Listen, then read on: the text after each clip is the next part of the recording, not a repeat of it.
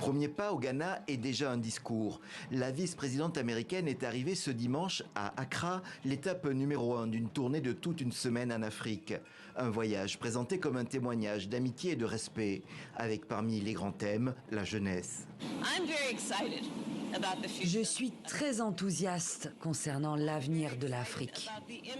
Et je suis enthousiaste concernant l'impact de cet avenir pour le reste du monde, les États-Unis inclus.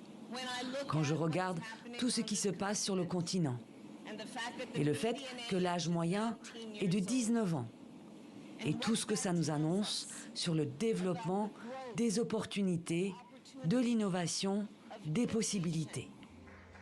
Après un sommet Afrique-États-Unis dans la capitale américaine en décembre, l'Afrique aura vu passer cet hiver Jill Biden, l'épouse du président, en février, puis Anthony Blinken, le secrétaire d'État récemment.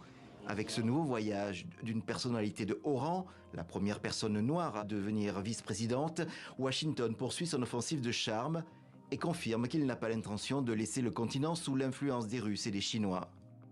Harris va devoir trouver un équilibre délicat pendant ce voyage. Une grande part de l'action des États-Unis en Afrique est causée par la rivalité entre la Chine et les USA.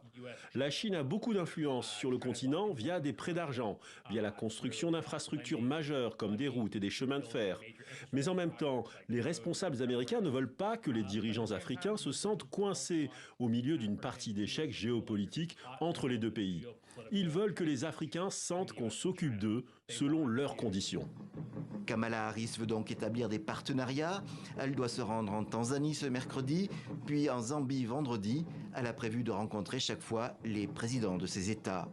Avant peut-être une visite du président Joe Biden en personne, il avait révélé son intention lors du sommet de décembre.